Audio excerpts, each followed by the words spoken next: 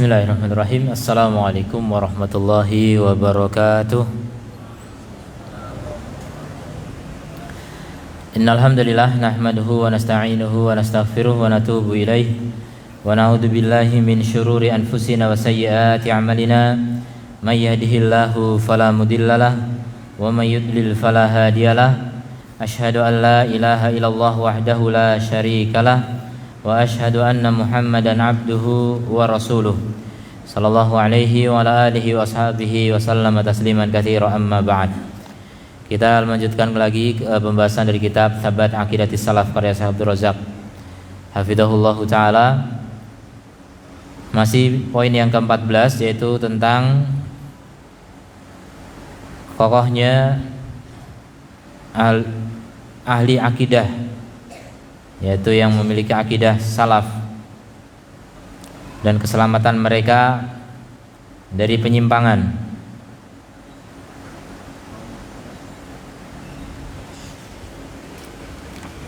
Sampai pada perkataan mu'allif rahimahullah ta'ala hafidahullah, wa qala Ibrahim an-Nakha'i rahimahullah berkata, kanu yarawna atalawuna fid dini min syaqqil qulubi fillahi azza wa jalla. Mereka dulu menganggap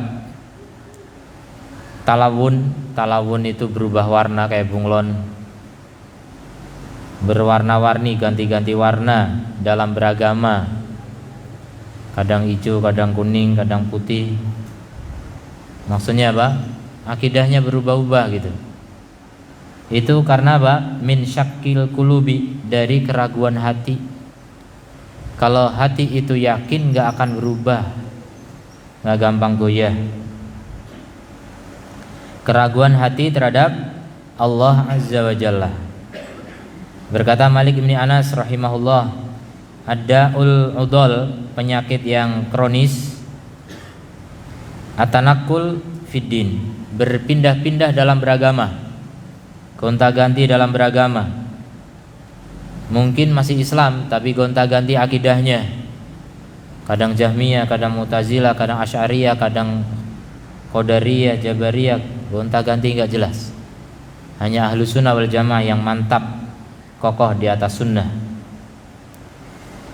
Dan beliau juga mengatakan, qala rajul, berkata seorang laki-laki, ma kunta la'iban bihi fala tala'abbanna bidinika. Apa yang kamu biasa permainkan, maka jangan kamu bermain dengan agamamu. Kamu boleh saja bermain-main, apa saja dimainkan, tapi jangan bermain-main dengan agamamu. Agama ini bukan mainan. Jadi agama itu harus diseriusi, harus di atas prinsip, yakin, mantap, tidak ragu, tidak bimbang. Faman yanzuru ila hali ahli ahwa'i, siapa yang melihat kepada keadaan pengikut hawa nafsu, ahli bid'ah, yajidu anna halahum fi haqiqatil amr, maka dia akan mendapati bahwa keadaan mereka pada hakikatnya la'ibun biddin, mempermainkan agama. Ya, mempermainkan agama. Bagaimana tidak, ayat ditolak, hadis diingkari. Ini main-main dengan agama. Yang tidak sesuai hati ditakwil. Tanakkulun, berpindah-pindah. Araun, pendapat-pendapat. Akliyatun, hasil akal, hasil pemikiran, produk akal ya. Makanya mereka disebut aklaniyun, pengikut akal, penyembah akal.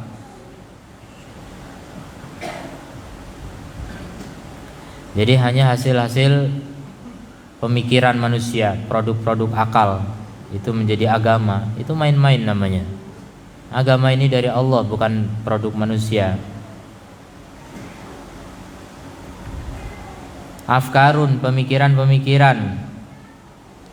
Asya min hadal qabil, perkara-perkara dari kategori ini. Mutanawi'atun mukhtalifatun, bermacam-macam, bervariasi. Jadi banyak sekali ya sumber-sumber kesesatan. Ada yang dari mimpi-mimpi, agama kok dari mimpi. Kayak togel. Agama kok diambil dari khayalan. Hanya dari cerita-cerita, hikayat, kisah-kisah. Katanya, konon katanya, kayak gitu jadi agama. Naudzubillah min dzalik. Ini bahaya dan ini terjadi masyarakat yang bisa mempercayai perkara-perkara konon katanya. Konon katanya diyakini. Kalau Allah, kalau Rasul nggak percaya. Inilah main-main namanya. Banyak orang-orang pedalaman kampung atau pedalaman kota atau pedalaman hutan ya, itu meyakini kisah-kisah yang nggak jelas dari mana. Jadi ada yang namanya legenda, fabel, mitos, apalagi lah macam-macam namanya, cerita rakyat. Itu betul-betul diyakini, padahal nggak ada sanadnya, nggak ada sumbernya. Mungkin cuma bisikan-bisikan setan, khayalan-khayalan orang yang ahli fiksi ya. Dia pandai ngarang fiksi, kemudian dipercaya, diyakini. Diyakini artinya menjadi apa? Akidah, dan itu agama. Akidah itu agama. Keyakinan kita tentang perkara gaib, tentang perkara yang sudah terjadi maupun yang akan terjadi, itu bagian dari agama. Maka kalau sumbernya bukan Al-Quran dan As-Sunnah, itulah permainan namanya, permainan setan. Dimain-mainkan oleh setan.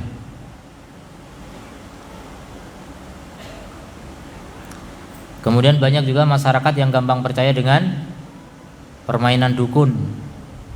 Dukun itu banyak yang pakai trik sulap. Kalau yang memainkan tukang sulap, orang, oh itu kan cuma sulap, itu trik, itu editan, tukang edit bisa. Tapi kalau yang memainkan itu dukun atau kiai, dukun berpenampilan kiai, itu dibilangnya karomah. Dibilangnya apa? Karomah. Padahal trik sulap mereka pakai. Ya, trik sulap yang mereka pakai. Nah, begitulah ya.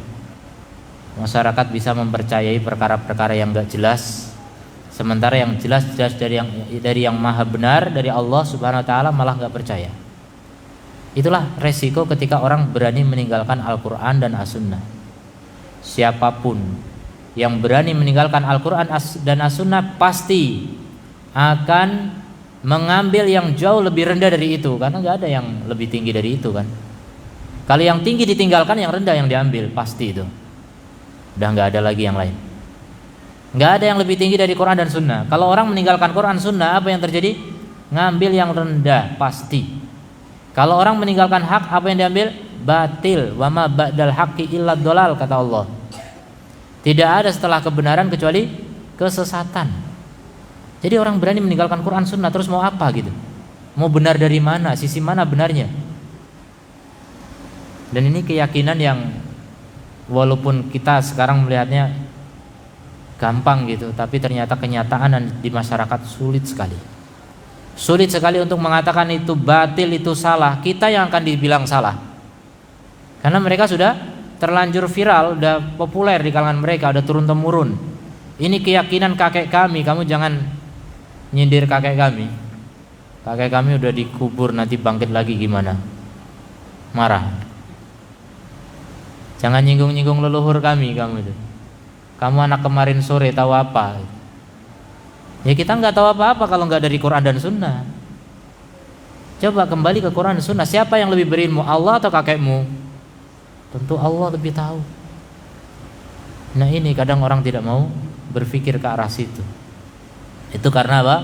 Beragama tapi tidak pakai tafakkur, ya. Nggak belajar subuh, ya. Tafakkur, mikir. Jadi kalau kita beragama pakai mikir dan mikirnya diatur melalui dengan koridor Al-Quran dan As-Sunnah, itu benar insya Allah. Tapi kalau nggak melalui jalur itu, pasti akan menyimpang. Jadi tidak menghargai akal sama sekali. Mereka punya akal, diberi akal oleh Allah, tapi nggak dipakai untuk mikir. Lebih percaya kepada dongeng, katanya lebih percaya. Padahal Allah itu paling benci dengan apa? Qila wa qala, katanya dan katanya. Ini katanya dan katanya, ini konon katanya, kata siapa nggak tahu, pokoknya katanya. Itu dibenci oleh Allah. Allah nggak suka.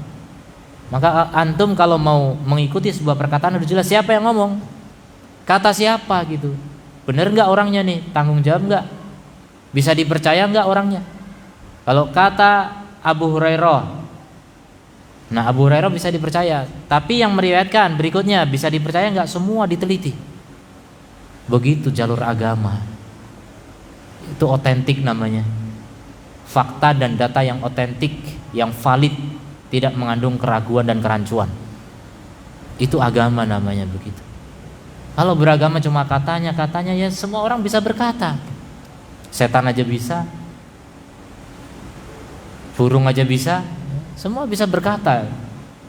Terus bagaimana itu pertanggungjawabannya di hadapan Allah nanti kalau nggak jelas sumbernya? Jadi jangan mempermainkan agama ya. Agama ini bukan alat mainan. Silakan bermain-main dengan bola, dengan api kalau nggak kebakar. Tapi jangan main-main dengan agama. Ini dibakar di neraka nanti. Kalau main-main api paling dibakar di dunia ya kan. Yang kebakaran paling rumahnya gitu. Itu masih sederhana dibanding dibakar diri kita di neraka. Bermain api aja takut, kenapa bermain agama? Jadi jangan mempermainkan agama. Ini agama milik Allah. Agama dari Allah, bukan dari kakekmu, bukan dari nenekmu. Agama dari Allah Subhanahu wa ta'ala.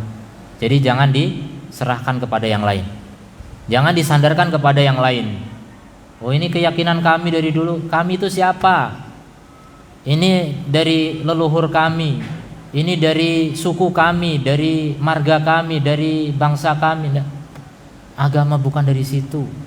Ini agama dari atas langit, bukan bikinan manusia, bukan teritorial tertentu, wilayah tertentu, enggak. Agama ini enggak mengenal wilayah. Agama ini universal untuk semesta alam. Dari mana? Dari pencipta alam. Jadi enggak boleh orang menyelisihi agama ini. Siapa yang menyelisih berarti dia nekat mau masuk siksa Allah, neraka Allah Subhanahu wa ta'ala.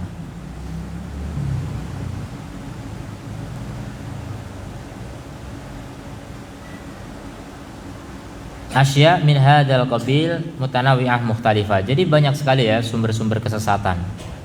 La thabata lahum wala qarara. Tidak ada keteguhan pada mereka dan tidak ada ketegaran. Gunjang ganjing, guncang, goyang, goyah.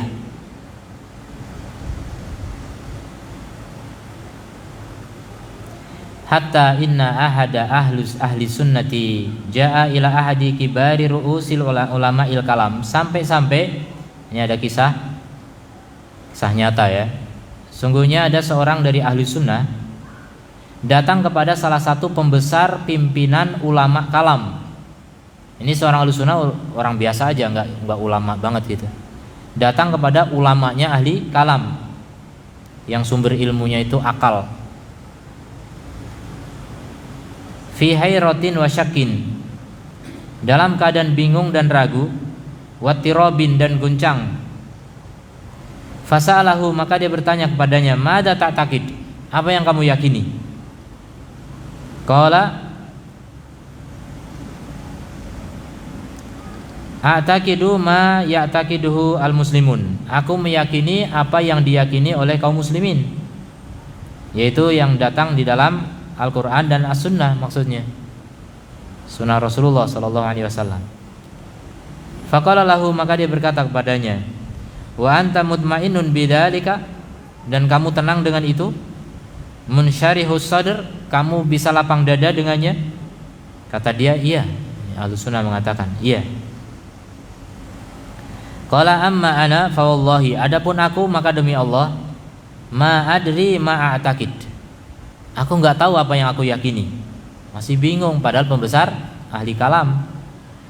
Wallahi ma adri ma a'taqid, demi Allah aku enggak tahu apa yang aku yakini.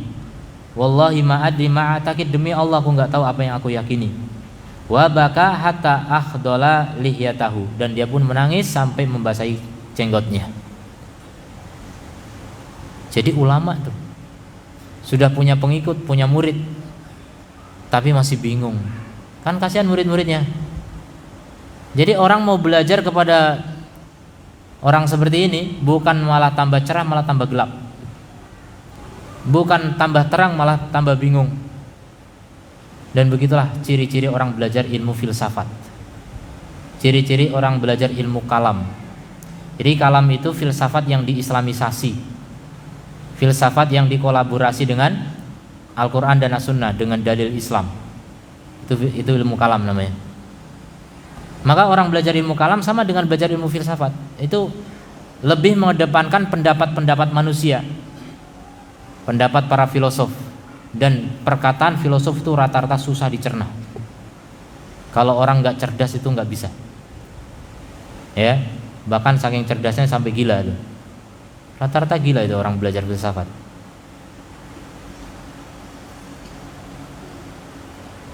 Kalau belum gila belum paham.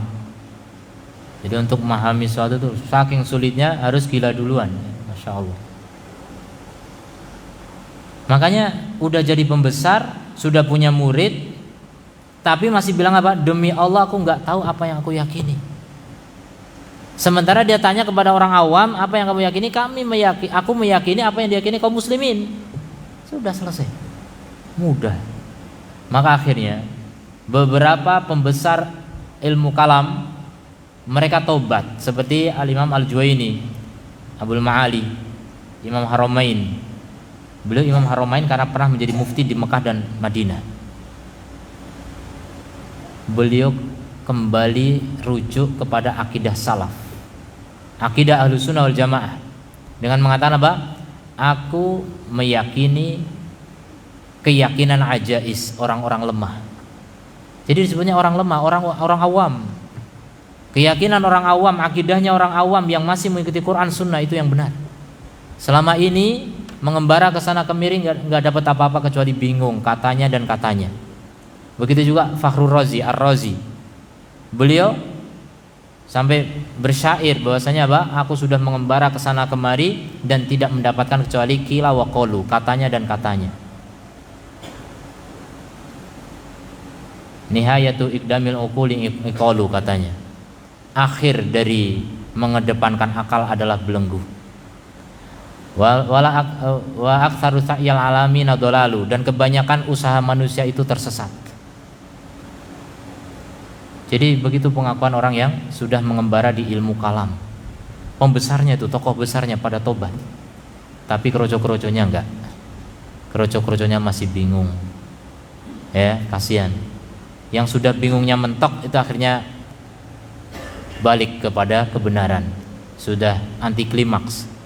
Klimaksnya itu pusing, hampir gila itu, stres. Maka kalau belum mencicipi itu kayaknya belum bisa balik ya. Mereka yang sudah mentok itu balik kepada pemahaman salaf, kembali kepada akidah salaf. Penemunya sendiri seperti Abu Hasan Al-Asy'ari kembali kepada akidah Imam Ahmad bin Hanbal. Jadi mereka sudah membuktikan bahwa ilmu kalam itu hanya membuat bingung semata.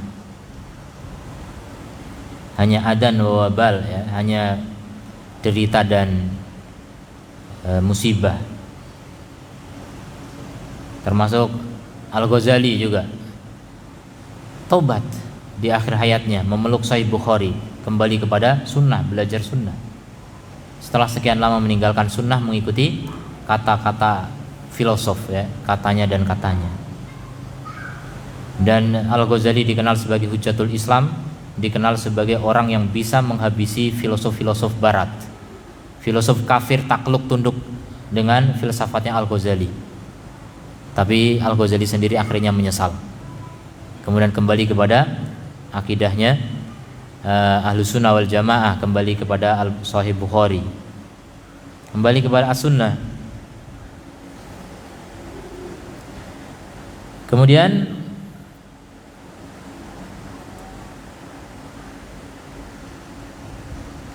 wadhalika li'anal masalah, hal itu dikarenakan masalahnya asbahat jadalan wa hiwaron.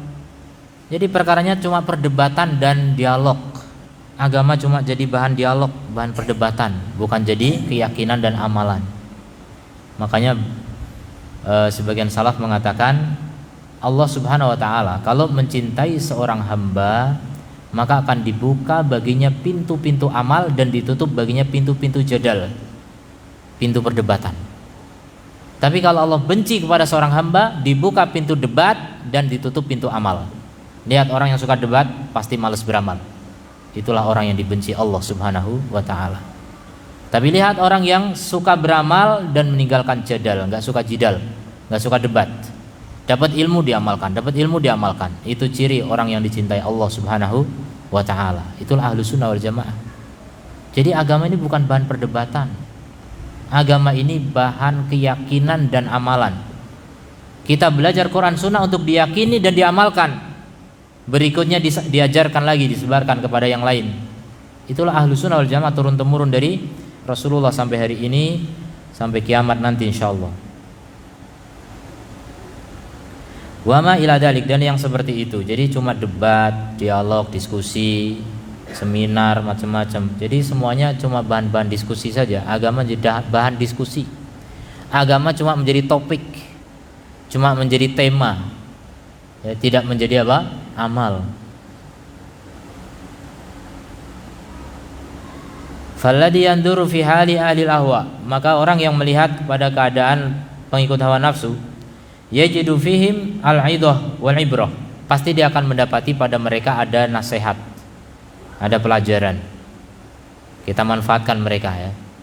Mereka menjadi pelajaran bagi kita. Mereka yang tersesat, kita belajar agar tidak tersesat seperti mereka. Mereka yang bertobat, kita belajar agar kita lebih banyak lagi bertobat. Jadi mereka menjadi pelajaran bagi kita. Sungguh beruntung orang yang bisa mengambil pelajaran dari orang lain, dan sangat celaka orang yang diambil pelajaran oleh orang lain. Wa kama qaddamtu, sebagaimana telah aku paparkan sebelumnya, as-sa'idu man itta'adha bi ghairihi. Orang beruntung adalah orang yang mengambil pelajaran dari orang lain.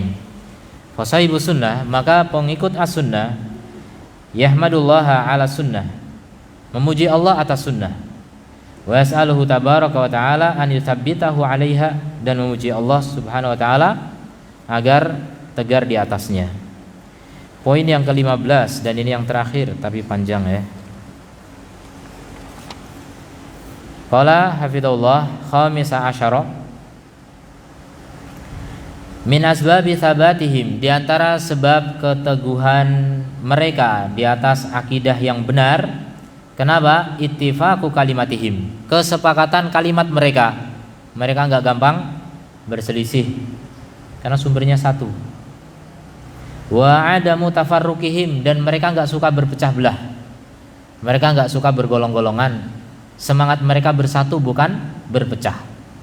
Bukan hizbiyah, semangat berkelompok. Yang suka berpecah, suka membanggakan kelompoknya, itu ahli bid'ah, ahli ahwa. Ahli sunnah nggak suka dengan kelompok-kelompok, nggak suka.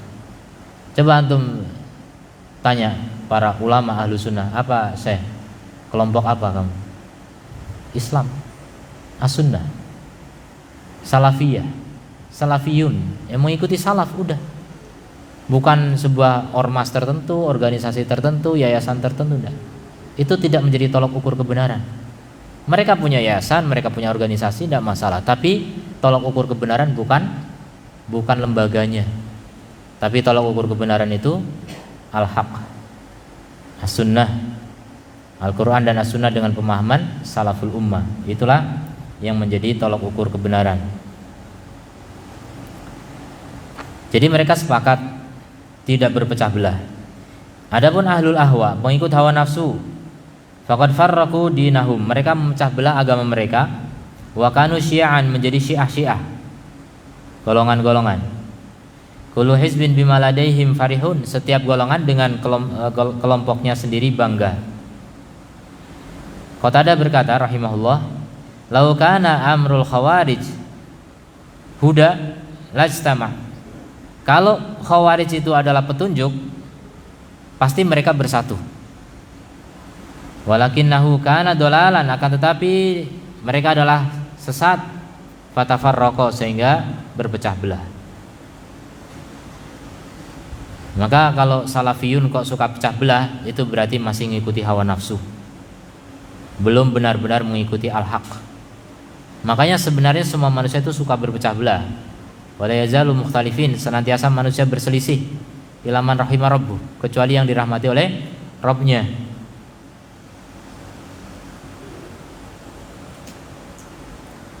Wa mithlu hadza faqul, dan semisal ini maka katakanlah fi sairil ahlil bid'ah, pada seluruh ahli bid'ah. Amma ahlu sunnah, adapun ahlu sunnah, fa kalimatuhum muttafiqah, kalimat mereka sepakat, wa amruhum mujtami, dan perkara mereka bersatu, wa laisa indahum tafarrukun, tidak ada pada mereka perpecahan, wa ikhtilafun, atau perselisihan, fi dinillahi, dalam agama Allah.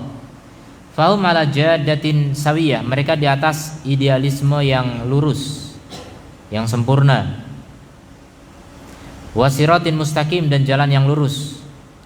Yata'ahaduna dzalik, mereka menjaga hal itu. Wa yatawassawna bih, saling berwasiat dengannya. Wa yasbiruna alaihi, dan sabar di atasnya. Itu ahlu sunnah wal jamaah, saling berwasiat di atas kebenaran. Karena kalau ada yang melenceng sedikit, nggak ditegur, nanti makin jauh, dinasihati agar kembali. Begitu ciri-ciri ahlu sunnah, saling menasihati, bukan saling mencela. Kalau orang yang semangatnya mencela, semangatnya mengkritik, semangatnya menyalahkan, semangatnya mentahdir, ini bukan ahlu sunnah sejatinya. Ahlu sunnah itu lebih kepada apa? Menggandeng, merangkul, menyatukan umat. Kata-katanya mengandung apa? Nilai-nilai persatuan, mengandung akhlak. Jadi ingin menggandeng manusia semuanya ke surga. Itu ciri ahlu sunnah wal jamaah. Kalau ahli bid'ah wal furqah, ahli ahwa, itu enggak suka ada orang lain masuk surga bersamanya. Wal'iyadzubillah. Coba itu dari sisi itu aja udah kelihatan beda ya. Mana orang kalau ada orang ngaji enggak suka, ya itu ciri ahli bid'ah. Kalau ada orang yang kembali kepada salaf dituduh, itu ciri ahli bid'ah. Enggak suka ada orang mau masuk surga, coba. Aneh. Jadi bahaya orang-orang yang seperti itu ya. Semangatnya memecah belah umat, semangatnya mengacaukan barisan ahlu sunnah wal jamaah. Naudzubillah min dzalik.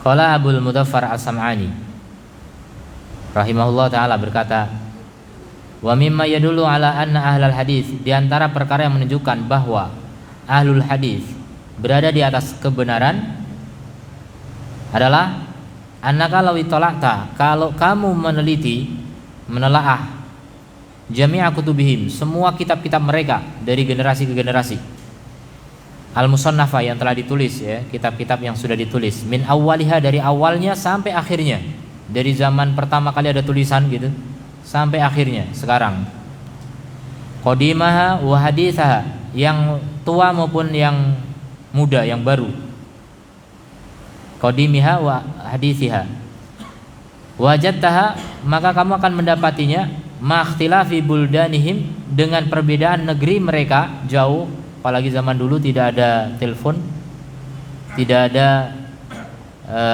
jalur komunikasi seperti sekarang, transportasi juga tidak seperti sekarang, jadi relatif sulit untuk menyatukan pendapat sebenarnya, tapi satu. Inilah bukti mereka di atas kebenaran, walaupun berjauhan, satu di Sabang, satu di Merauke, satu di Maroko, satu di Merauke, jauh. Tapi apa? Satu akidahnya.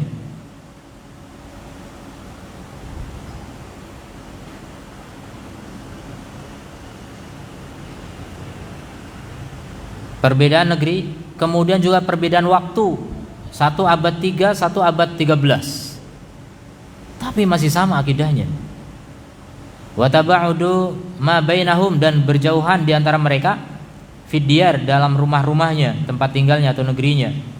Wa sukunu kulli wahidin minhum qatron, dan tempat tinggal masing-masing dari mereka satu tempat, satu wilayah, minal aqtar, dari penjuru dunia.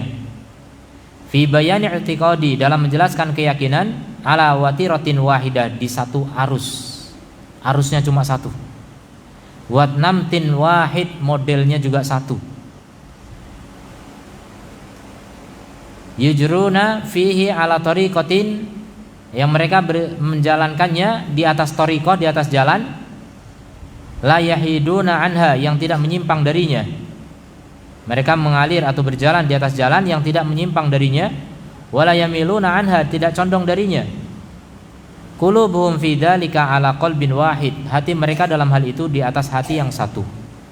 Wa naqluhum la tara fihi ikhtilafan, penukilan mereka juga tidak kamu lihat adanya perbedaan. Wala tafarruqan, dan perpecahan. Fi syai'in ma, di sesuatu pun. Wa in qalla, meskipun sedikit. Balau jama'ta jami'a ma jara, bahkan seandainya kamu kumpulkan semua yang telah berlaku, ala alsinatihim, pada lidah-lidah mereka, wa naqaluhu, dan mereka nukil, an salafihim, dari salaf mereka, wajadtahu, kamu akan mendapatinya, ka'annahu jaa'a an qalbin wahid, seakan-akan datang dari hati yang satu, wajara ala lisanin wahid, dan berjalan pada lisan yang satu. Wahal alal haqqi dalilun abyan min hada, apakah untuk kebenaran ada dalil yang lebih jelas daripada ini? Ini dalil paling jelas yang menunjukkan mereka di atas hak, yaitu apa? Persatuan mereka dari dulu sampai sekarang, dimanapun berada. Ahlus sunnah begitu akidahnya. Tapi Khawarij di Indonesia dengan di Mesir udah beda. Khawarij di Irian beda lagi. Beda-beda mereka punya thariqah. Apalagi tasawuf, berapa thariqah mereka punya? Tidak terhitung. Walaupun sudah diresmikan dulu konferensi tasawuf se-Indonesia, bahkan sama luar negeri gabung, memutuskan thariqah yang resmi hanya 100 sekian belas. Itu diresmikan begitu. Itu udah banyak banget itu. Nah, yang lain dianggap ilegal. Mungkin karena nggak bayar. Wallahu a'lam. Jadi luar biasa agama kok banyak sekali. Islam ini cuma satu. Thariqahnya itu satu. Thariqah Rasulullah sallallahu alaihi wasallam. Kemudian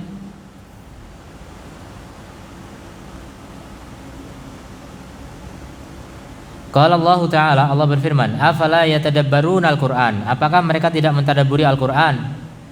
Walau kana min indi ghairillah, kalau Qur'an ini bukan dari selain Allah, kalau Qur'an ini dari selain Allah, lawajadu fihi ikhtilafan katsira, pasti mereka akan mendapati di dalam Quran ini perselisihan yang banyak. Gak ada perselisihan, gak ada kontradiksi dalam Quran. Semua saling menguatkan. Kalau ada kesan kayaknya bertentangan, itu akal kita yang pendek. Coba tanya kepada yang lebih berilmu, pasti bisa menyatukan. Ibnu Abbas pernah mengatakan, coba datangkan ayat yang sepertinya berseberangan, akan aku satukan. Imam Syafi'i bahkan menantang begitu.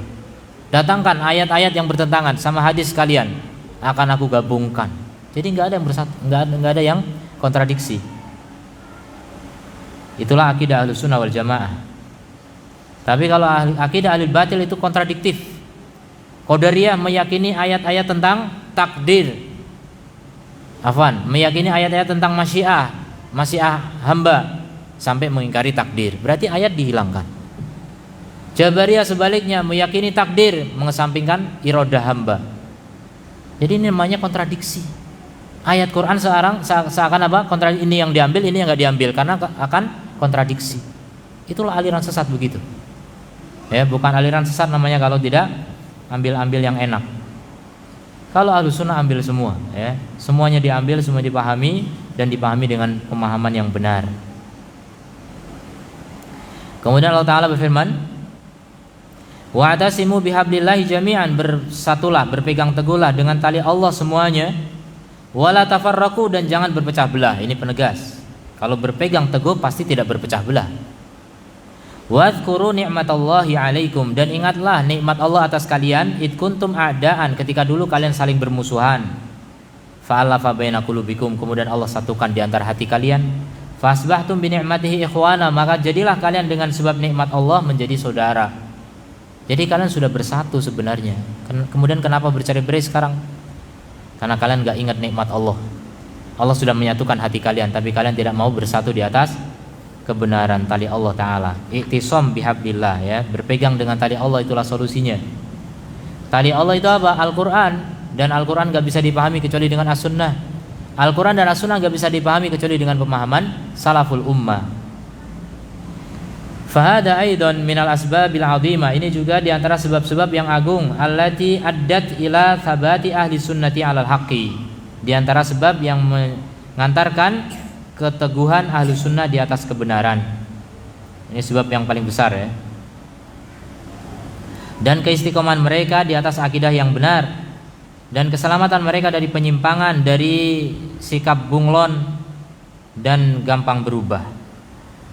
Wa hadzal amr huwa akhirun nuqat, inilah poin terakhir ya yang ingin aku tulis, yang ingin aku jelaskan, kata Syekh. Lakinnani aqifu indahu, tapi aku berhenti padanya, waqfah, satu sesaat ya, berhenti sesaat, au waddih fiha, aku akan jelaskan padanya ba'dal jawanib, sebagian sisi-sisi, minal i'tiqad, dari keyakinan-keyakinan, allati tubayyinu ittifaqa ahli sunnah, yang menjelaskan kesepakatan ahli sunnah wal jamaah di atas akidah, wa sayrahum fiha, dan perjalanan mereka di atasnya, ala watiratin wahidah, dalam satu aliran, min awalihim ila akhirihim, dari awal sampai akhir. Idza nadarta fi kalamihim, jika kamu melihat pada kalam mereka, awal azmani, di zaman awal, fi zamanin Nabi sallallahu alaihi wasallam, tajidu, kamu dapati, ma indahum syai'an wahidan, apa yang mereka, ma indahum syai'an wahidan, tidak ada di kalangan mereka sesuatu yang satu, li'annahu ma'khudun min miskatin wahidah. Tajidu ma indahum, kamu dapati apa yang ada di mereka sesuatu yang satu, karena itu diambil dari miskat yang satu, miskat nubuwah. Kayaknya enggak cukup ya waktunya ya. Sekali lagi ya. Insyaallah kesempatan yang akan datang. Bismillah Ustadz, bolehkah kita mengambil ilmu dari Ustadz Hizbiyah tapi akidahnya salaf dan kepribadiannya santun, yang selalu mengajak menegakkan tauhid dan menjauhi kesyirikan? Ana sering meng-share ceramah beliau di medsos.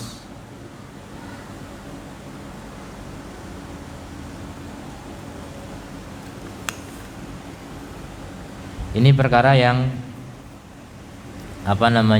memang tidak bisa dipungkiri di zaman sekarang ya. Zaman dulu sebelum ada internet, kita kalau ngaji itu mudah, mana ngaji sunnah, mana ngaji enggak sunnah, mana yang sunnah kita ikuti, mana yang enggak sunnah kita tinggalkan, itu mudah.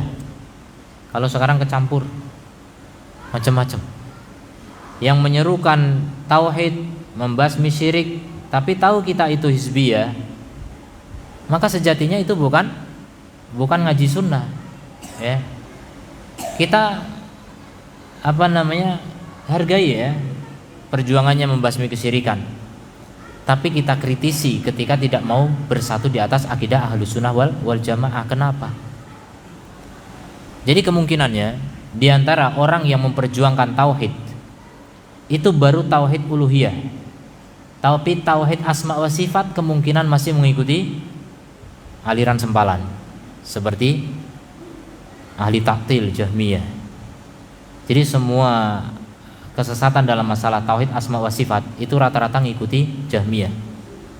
Sampai yang apapun namanya lah saya nggak sebut, itu semuanya ngikut Jahmiyah. Asal kita bisa memahami Jahmiyah seperti apa dan kita tahu bagaimana membantah mereka, semua mereka akan terbantah. Cuma perincian kecil aja yang perlu bantahan tambahan gitu. Jadi sejatinya ya, jangan bermudah-mudah untuk mengambil ilmu dari orang yang tidak dipastikan mengikuti sunnah. Pastikan mengikuti sunnah dalam segalanya. Walaupun kita katakan nggak ada orang sempurna, betul nggak ada orang sempurna. Tapi setidaknya dari awal upayanya, niatnya gitu. Bukan seorang yang suka mengelompok. Saya harus ormas ini, kalau enggak ini enggak. Kalau sekedar berorganisasi enggak masalah. Yang bermasalah menganggap organisasinya yang paling hebat, yang lainnya sesat. Ini yang enggak boleh. Dan itu nyata, ada sebagian ormas yang tokohnya satu tokoh, oknum, Kita nggak katakan itu akidah mereka begitu, enggak, tapi oknum di antara mereka, dan itu perwakilan ya, mengatakan ormas kita ini yang sudah jadi agama gitu. Kalau nggak ini nggak benar, dan itu nyata, itu di Indonesia ada. Ini semangat hizbiyah namanya. Maka alangkah baiknya dan alangkah indahnya ya seorang hamba diberi taufik oleh Allah untuk tetap berguru kepada para guru, para ulama, para ustadz yang istiqomah meniti sunnah, dan itu berat. Mungkin Anda mendapati tapi kan itu baik, tapi kan itu, tapi kan macam-macam, kita punya alasan, dan itu alasan bisa dibuat setan. Itu alasannya karena memperjuangkan tauhid, membasmi kesyirikan. Iya, itu kita hargai. Tapi hati-hati, Anda bisa dibawa kepada akidah yang salah dalam masalah asma wa sifat. Dan siapa yang tahu? Kalau Anda ulama, tidak masalah. Masalahnya Anda juga penuntut ilmu. Kemudian juga Anda nge-share kajiannya. Anda nggak tahu mana salahnya, disebarkan kepada umat yang lebih nggak tahu lagi. Anda ikut andil dalam menyebarkan syubhat. Ini bahayanya. Apakah kurang kita dengan ulama-ulama ahlu sunnah? Masih banyak, alhamdulillah. Ulama ahlu sunnah memang sengaja Allah siapkan di setiap generasi, setiap zaman itu mencukupi, insya Allah. Asal kita mau istiqomah menuntut ilmu dari mereka bisa, tanpa harus mengorbankan akidah kita, belajar dengan orang-orang yang memiliki semangat hizbiyah, kelompok ya, karena ilmu itu tidak kurang tanpa mereka. Ilmu masih ada, ulama ahlu sunnah masih banyak. Jadi ikutilah ulama yang benar-benar istiqomah di atas hak, itu jauh lebih tepat, lebih benar, dan lebih menyelamatkan daripada kita ambil sana ambil sini, dan belum tentu kita bisa membedakan mana hak mana batil. Demikian, subhanakallahumma bihamdika asyhadu an la ilaha illa anta astaghfiruka wa atubu ilaik. Assalamualaikum warahmatullahi wabarakatuh.